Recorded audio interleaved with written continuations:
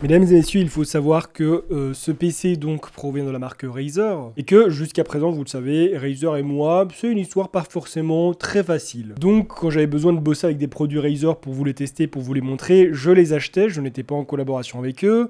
Là pour le coup, Razer m'ont bel et bien envoyé cet ordinateur. Mais du coup, il faut savoir que oui, ce PC m'a été envoyé et m'a été légué. Donc après, je le garde. Du coup, voilà, la vidéo n'a pas été payée, n'a pas été sponsorisée, mais faut que vous le sachiez aussi, Razer, parce que ça, je ne vous l'ai pas dit. À moi, on m'achète pas, c'est bien compris. Pour le coup, effectivement, je collabore avec Razer pour cette vidéo. Du coup, merci beaucoup à eux de m'avoir envoyé ce produit.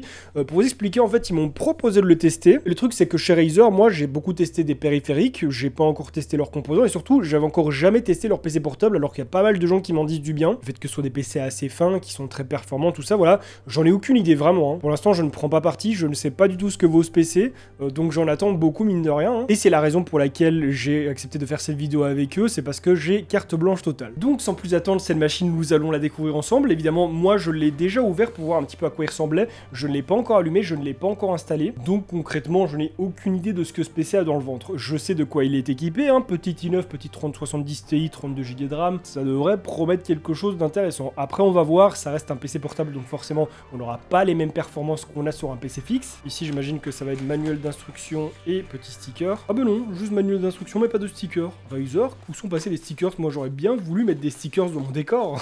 Non, c'est absolument pas vrai. Par contre, ce qui est bien, c'est qu'au niveau du packaging, ils ont vraiment allégé le truc. Il n'y a pas du plastique partout. On a principalement du carton. Ici, on a juste un petit peu de plastique pour le support du PC, mais c'est du plastique vraiment très fin. Je me demande si c'est pas très facilement recyclable, ça. Mais sinon, pour le reste, que du carton. On n'a pas des emballages superflus et tout. Ça, c'est un très bon point. Je suis vraiment pas écolo, hein, je vous le dis, mais je fais quand même des efforts sur pas mal de points. Et alors, voici la bête. Il pèse quand même son petit poids. C'est pas forcément lourd non plus pour un PC portable, mais il pèse quand même. Hein. Mais pas sur un PC ultra fin, ultra léger non plus. Petite surprise que j'ai eue. Alors, il est fin quand même, mine de rien, pour la config qu'il embarque. Mais moi, je vous avoue que je m'attendais à quand même quelque chose de plus fin. J'ai eu pas mal de retours utilisateurs dans ma communauté sur les Razer Blade. On me les a toujours vendus comme étant des PC ultra fins. Bon, bah là, c'est fin, mine de rien, c'est vrai. En plus, il a un design vraiment très simple, vraiment très sobre. Mais ça reste quand même épais, mine de rien. Après, je lui en veux pas parce que voilà, avec la config qu'il embarque, on va pas non plus pleurnicher. Tu veux un petit PC fin et léger, tu prends un truc de 15 pouces avec un petit Ryzen 3, pas de GPU dédié, et puis voilà. Alors par contre, je ne l'ai pas encore ouvert, donc je ne sais pas à quoi il ressemble de l'intérieur. L'écran est assez borderless, ça va, c'est sympa. Et alors, on découvre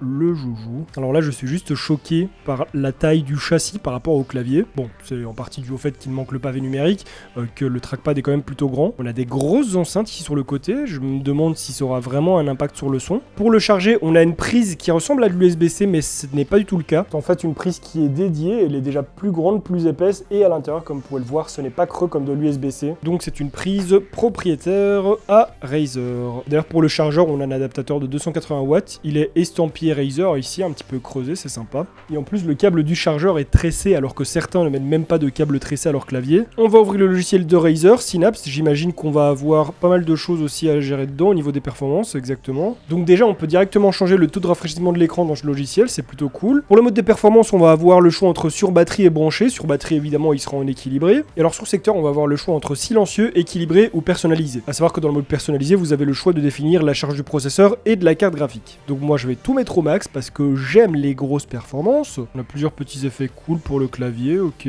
On va avoir le choix d'activer ou désactiver le mode jeu. Il y a donc un mode qui va désactiver les touches inutiles, ici en l'occurrence la touche Windows. On peut aussi décider de désactiver le mode Alt-Tab et le mode Alt-F4. Ah, c'est pas mal ça, le Alt-F4, comme ça pour les rageux qui font du Alt-F4 à tout va dès qu'ils perdent, eh ben ils le désactivent au préalable, comme ça voilà, ils essayent de taper leur Alt-F4, ça marche pas, ils ont encore plus le seum, ils cassent le PC et ils en rachètent un, c'est tout bénef pour Razer ça. Donc pour le processeur, comme prévu, on va retrouver un i9, le 12900H, c'est donc un processeur de PC portable. Ça reste très performant, même si voilà, c'est quand même inférieur à un 12900K, parce qu'un PC portable n'a pas les mêmes facultés de dissipation qu'un PC fixe, hein. On n'a pas de water cooling custom dedans, on n'a rien pour extraire l'air de la même façon qu'un PC fixe, donc forcément il faut quelque chose qui soit adapté au portable. Pour la RAM, on est sur du 32 Go en DDR5, actuellement elle est cadencée à du 4800 MHz, je sais pas si à fréquence max ou pas. Pour le stockage, on est sur un SSD de Samsung de 1 Tera, je sais pas si c'est du NVMe ou non, je connais pas encore ses vitesses, donc ça je vais le voir aussi par la suite durant mon test. Pour la partie graphique, on en a deux, on va tout d'abord avoir une puce de chez Intel, la Iris Xe. Là, on parle donc d'un chipset graphique qui est intégré au processeur. Et ensuite, une 3060 Ti qui, elle, est une carte graphique dédiée. Aussi sous forme de puce, on n'a évidemment pas un PCB dans un refroidissement comme dans un PC fixe. Et en gros, dans ce genre de PC portable, on va avoir un mode intelligent qui va permettre de switcher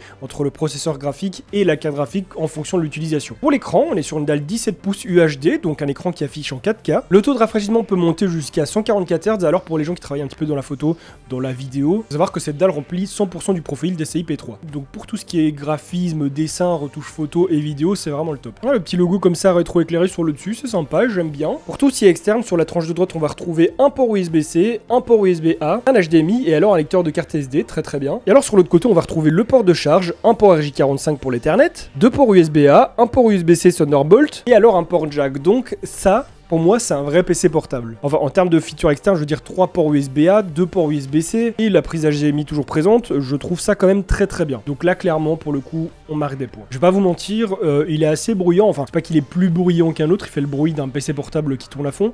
Mais justement, c'est le truc, c'est que là, je fais absolument rien. Je l'ai juste mis en mode utilisation full pour tout ce qui est jeu. Vraiment en mode performance optimisée. Et bon bah du coup il fait du bruit et ça s'arrête pas quoi. Après il chauffe pas du tout, ça c'est un bon point, bon parce que je suis en petite utilisation aussi hein. Donc les composants n'ont aucune raison de chauffer réellement, là tout ce qu'il fait c'est souffler de l'air, c'est pour ça qu'il fait du bruit. Mais en tout cas au repos il chauffe vraiment pas, ça c'est un bon point. En ce qui concerne le son, je viens à l'instant de me faire une petite session d'écoute en musique, c'était vraiment très bon, le son il envoie fort et vraiment il est très clair, donc ça je suis plutôt content. Bon il y avait intérêt parce que vu la taille des enceintes quand même sur le côté ça aurait été un petit peu chiant que le son soit pourri. Mais là ouais, pour du PC portable, le son vraiment très propre, attention je le compare pas non plus à une enceinte hyper haut de gamme, hein. Mais pour un PC portable avec des enceintes qui sont aussi petites, même si elles sont grandes pour un PC portable qui prennent pas mal de place, je suis quand même content du résultat. Et alors pour le coup on n'est pas sur du clavier mécanique, on est sur un clavier à membrane assez standard. Pour le trackpad il fonctionne de manière assez standard, il n'y a rien de bien particulier, si ce n'est parfois des clics, j'ai l'impression qu'il y a des espèces de petits doubles clics qui se perdent, ou alors c'est moi qui ai peut-être pas l'habitude, peut-être qu'il est un petit peu trop sensible, mais j'ai quand même quelques petites clics qui partent comme ça parfois sans raison, ça c'est un peu agaçant, à voir si je m'y fais. Donc maintenant ce qu'on va faire c'est que moi de mon côté je vais procéder à tous mes tests, je vais faire tous mes benchmarks, je vais prendre toutes mes informations et on se retrouve tout de suite, hein, parce que moi voilà ça va se faire pendant quelques heures, quelques jours, mais pour vous, voici tout de suite les performances que j'ai obtenues avec ce PC. Je vais d'abord vous parler du processeur qui déjà au repos affiche des températures assez correctes, sauf un ou deux cœurs qui ont tendance à faire les cons, mais ça va, c'est pas excessif. Et on est donc sur un processeur qui dispose de 14 cœurs et 20 threads qui peuvent monter jusqu'à 5 GHz en boost, et sa consommation max annoncée s'élève à 115 watts. Sur Cinebench R23 en multicore, il affiche des températures assez correctes même après plusieurs minutes de bench. Au final, atteindre un score qui est pas si loin du 1950X de chez AMD, donc voilà, on est quand même sur une belle bête. Sur CPU Profile dans 3D Mark, on atteint quand même un score de 8000 en max thread, c'est pas mal, c'est pas un mauvais score, mais ça reste quand même 3000 points en dessous d'un 12900K, c'est quand même pas mal inférieur. Mais comme je l'ai dit, quand on achète un PC portable, on s'attend pas à avoir les mêmes performances qu'un PC fixe. Concernant la carte graphique, la 3070 Ti, on est donc sur une carte graphique qui possède 8 Go de VRAM. Je l'ai laissé tourner pendant 40 minutes sur GPU Z, donc avec une charge de pratiquement 100%, et les températures n'ont pas dépassé les 71. 3D Mark, je l'ai testé exclusivement sur TimeSpy et sur Firestrike, je vais pas utiliser Port Royal parce que voilà, le ray tracing, je pense qu'aujourd'hui on s'en bat un petit peu tous les reins. Des scores pas trop mal, toujours 2000 à 3000 points en dessous d'un score d'un PC fixe avec la même config, et les températures GPU passent plutôt bien. Par contre le processeur, il a tendance à frôler les 100 degrés quand on est en charge max CPU. Alors certes c'est un chiffre qui est élevé, mais c'est pas pour autant que ça va dégrader votre processeur, les PC portables sont faits pour ça. Bien entendu j'ai effectué des tests en jeu, bon. Que dire là-dessus? Tous les jeux ont été testés en ultra, sans DLSS et sans ray tracing pour ceux qui en disposent. Peu importe le jeu, en 1080p ça perf plutôt bien, en 1440 ça perf toujours aussi bien, on affiche moins d'FPS c'est sûr, mais on reste quand même sur quelque chose de très correct, mais par contre en 4K ça descend très fort. En fonction du jeu on peut se retrouver avec une moyenne de FPS assez basse, donc ça vaut pas vraiment le coup. C'est un petit peu dommage sachant que le PC possède une dalle 4K, qui selon moi sera pas super utile pour du jeu, hein, parce que la plupart des jeux quand on les monte en 4K ils descendent très fort avec cette config, mais par contre pour tout ce qui est traitement photo vidéo, elle reste très intéressante cette dalle. Au niveau des températures, comme vous le voyez, le GPU il se comporte plutôt bien. Le CPU lui a tendance à prendre vachement dans la gueule, mais comme je l'ai dit, c'est pas des températures qui sont dangereuses pour un processeur de PC portable. En ce qui concerne le SSD, on est bien sur du NVMe. Après recherche, on est plus précisément sur le PM9A1, un SSD qui sur papier affiche 7000 ms en lecture et 5100 en écriture. Et ici sur Crystal Mark, comme on peut le voir sur la deuxième phase, c'est bel et bien le chiffre annoncé, même un petit peu au-dessus pour l'écriture. On est plutôt sur du 5200. Il est donc temps pour moi de passer au débriefing de cette machine et de vous donner mon verdict. Ça fait maintenant environ un mois que je l'ai à la maison, que j'ai pu faire les benchmarks, que j'ai pu le tester en condition, le transporter, le bouger à gauche à droite, essayer d'exploiter à fond la batterie. Et j'ai donc pu voir ce qui allait et ce qui n'allait pas, même si, à vrai dire, il n'y a pas énormément de choses qui ne vont pas. Premier point, niveau performance, vous avez pu le voir juste avant, on est sur quelque chose qui perf, certes. On est sur une bonne machine portable, vous allez pouvoir jouer à des jeux, vous allez pouvoir faire n'importe quelle activité créative. Bien évidemment, toute autre tâche assez classique comme du multimédia, de la navigation, du traitement de texte, voilà, des choses hyper simples que n'importe quel PC portable au monde pourrait faire. Hein. De ce point de vue-là, il n'y a pas grand chose à lui reprocher. Évidemment, c'est toujours moins performant qu'un PC fixe. Si on compare la 3060 Ti qu'il embarque à une 3060 Ti classique, donc une réelle carte graphique, évidemment qu'on va avoir une différence de perf assez conséquente. Hein. Je peux vous le dire sur les benchmarks, on va prendre un exemple comme TimeSpy, il y a facilement 2000 à 3000 points d'écart, que ce soit au niveau de la carte graphique et même du processeur. Et 2000-3000 points sur un score qui avoisine les 10 000, c'est beaucoup quand même. Donc certes, on n'a pas les mêmes performances qu'un PC fixe, mais ça de toute façon, on le sait. À partir du moment où on achète un PC portable,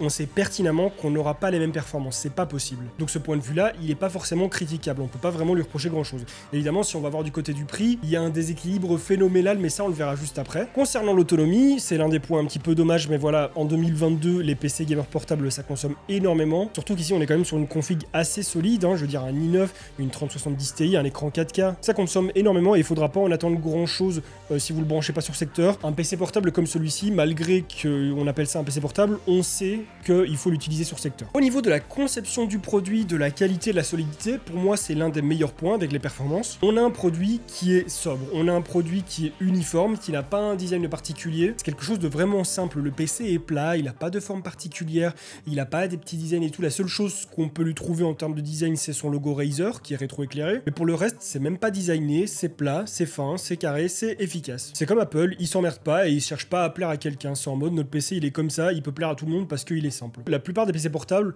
sont en plastique et il y a quelques petits renforcements parfois en alu ou en magnésium, ce qui rend les PC assez cheap parfois. On va souvent avoir des châssis qui sont full plastique, qui du coup sont légers et ça coûte moins cher à la production, mais qui du coup sont moins solides et font un petit peu cheap. Ici, d'après ce que m'en dit Razer, le châssis de ce PC portable est directement taillé dans un bloc d'aluminium. Déjà, ça le rend plus qualitatif à l'œil, on voit directement que c'est un bon produit. En plus de ça, ça le rend plus solide et plus durable. Et même du point de vue absorption, répartition de la chaleur, c'est vraiment top. Et la raison pour laquelle j'ai cité Apple, c'est parce qu'ils emploient le même procédé. On a donc un châssis qui est fait avec le même matériel que les Mac d'Apple. Et cela, Razer m'a également indiqué que c'est quelque chose qui venait s'ajouter au prix. Mais ça, on y revient un petit peu après, on va en parler après du prix. Ce qu'il faut savoir aussi par rapport au châssis, c'est qu'il n'a pas été peint. L'aluminium de base, ce n'est pas noir, mais c'est pas une peinture qu'on est venu mettre dessus pour le rendre de cette couleur. C'est tout simplement une couleur qui a été obtenue par anodisation. C'est un traitement par oxydation anodique qui permet de protéger des matériaux comme l'aluminium par exemple. Et ce qu'il y a, c'est que non seulement c'est ça qui lui donne sa couleur, mais en plus, comme je l'ai dit, ça le protège, ça renforce ses propriétés. Ça va rendre l'aluminium plus résistant à l'usure, à la corrosion, mais également à la chaleur. Et donc, on se retrouve avec un châssis qui est quand même plutôt balèze finalement. Et pour faire la transition en parlant de chaleur, le système de refroidissement, est efficace, même si, comme vous avez pu le voir, on a quand même parfois un processeur qui se tape des températures pas possibles. Hein. Et par contre, ce qui est très très cool, non seulement grâce au châssis, mais aussi grâce au système de refroidissement, c'est que toute la chaleur va rester concentrée entre le clavier et l'écran. Et ce qui est cool par rapport à ça, c'est qu'on va se retrouver avec un châssis qui ne chauffe pas de partout. Vous n'allez pas être dans l'inconfort quand vous allez taper sur le clavier, vous n'allez pas avoir l'impression que votre trackpad il est en train de chauffer. Combien de PC portables j'ai pas eu qui chauffaient de ouf dans cette zone et que ça devenait vraiment chiant. Et alors pour finir, Razer m'ont indiqué que si la batterie commençait à s'user, il y avait possibilité de contacter le SAV pour qu'ils en renvoient une nouvelle pour la remplacer soi-même, ce qui est assez facile. Après, j'ai pas eu de précision si est-ce qu'ils en renvoient une gratuitement ou est-ce qu'ils la vendent. Je penche plutôt pour la deuxième option, mais bon, sait-on jamais. Et donc voilà, dans l'ensemble, ce PC portable propose beaucoup de choses très intéressantes. On a un châssis de superbe qualité et super résistant. On a un écran 4K qui est terrible, que ce soit pour le jeu ou pour la vidéo, pour la création. Des performances plutôt bonnes, même si, comme je le rappelle, ça reste quand même en dessous d'un PC fixe. Le problème, c'est qu'évidemment, tous ces points, ça a un prix, mais le nom Razer a aussi un prix. Et ça, c'est le plus gros point, le truc qui me dérange vraiment beaucoup dans ce PC portable, c'est le prix qui, mesdames et messieurs, s'élève à 4500 €. Et bon, on le sait, il faut payer, la marque il faut payer, Razer on les connaît. Et ici je pense qu'on est sur le plus haut de gamme des Razer Blade, mais 4500 € ça me paraît quand même beaucoup trop cher. Et clairement, je serais pas prêt à mettre 4500 € dans un PC portable, enfin pas pour ces performances là. Même si elles sont très bonnes, ça reste trop élevé comme prix. Et du coup, moi la question que je me pose c'est où va Razer? Dans quelle direction? Est-ce que du coup ils sont en train d'essayer de devenir une marque très élitiste qui veut un public haut de gamme, qui a de l'argent, qui est prêt à dépenser de ouf? Parce que autrement je vois pas à quoi ils s'attendent. Personne n'a le budget pour mettre 4500 € dans un PC portable, très peu de gens l'ont. Je sais pas s'ils ont envie de devenir quelque chose comme Apple, ouais, une marque très élitiste qui ne veut cibler qu'un seul public. Enfin, du moins pour la section laptop, parce que clairement, les Razer Blade, même si on va voir du côté Razer Blade 15, donc ceux qui ont l'écran 15 pouces, ça commence à 1900 € pour un PC portable équipé d'une 3060 et d'un i7. Toute la marque n'est pas comme ça au niveau des produits, hein, mais là, pour les PC portables, est-ce qu'on doit les voir comme des produits premium qui ne concernent qu'une partie de la population qui a de l'argent, il faut le dire, un petit peu comme Alienware, mais bon, c'est vrai qu'Alienware, ils pratiquent des prix qui sont pas trop loin de ceux-ci, parfois un petit peu en dessous, mais bon, pas trop loin, sauf que eux sont encore avec des châssis en plastique, donc bon, quand même, d'un point de vue qualité, on est un petit peu plus bas. Mais enfin bref, ma conclusion là-dessus, c'est que c'est un excellent produit, mais il est beaucoup trop cher, et vous pourrez trouver la même chose pour moins cher. Évidemment, les autres n'auront pas ce châssis-là, n'auront pas cette qualité de fabrication, parce que à ce niveau-là, il est irréprochable, mais là, c'est quand même trop cher payé pour ce que c'est. Et d'ailleurs, je serais curieux de savoir, parmi vous, ceux qui ont un Razer Blade, et n'hésitez pas à me le dire dans les commentaires, à me faire des retours, à me dire bon déjà quel modèle vous avez. Ça va aller de bailler comme ça pendant que je suis en train de tourner une vidéo. Je sais que t'es réveillé, hein, pas besoin de me le dire. Tiens. Tu veux faire un petit peu d'ASMR? Tiens, regarde. Ça m'intéresse d'avoir vos retours utilisateurs, votre avis à vous sur ce produit. Est-ce que vous en êtes satisfait? Est-ce que vous êtes content d'avoir payé ce prix-là? Bon, évidemment, même si vous n'avez pas cette version-là à 4005, mais j'imagine que les versions plus petites, vous avez quand même payé pas mal aussi. Enfin voilà, j'attends vos retours en commentaire, je suis vraiment super curieux de savoir. Et du coup, comme d'habitude, je vous mets en description le lien de cette machine. Merci beaucoup à Razer de m'avoir fait confiance. J'aurais pu dire totalement de la merde et cracher dessus. Et croyez-moi qu'un investissement pour se faire cracher dessus, c'est pas top. Mais ils m'ont quand même accordé leur confiance et ont pris le risque que je ne puisse en dire que du négatif. Donc pour ça, merci beaucoup à eux. Et donc, si cette vidéo vous a plu, je vous invite à la liker et à la partager pour me soutenir, à vous abonner à ma chaîne YouTube sans oublier de cliquer sur la petite cloche pour recevoir des notifications lorsque je vais sortir de nouvelles vidéos, à me suivre sur Twitch, Instagram, TikTok et à regarder d'autres de mes vidéos qui s'affichent actuellement à l'écran. Et sur ce, on se retrouve très bientôt pour une nouvelle vidéo. En attendant, portez-vous bien. Bye les gens.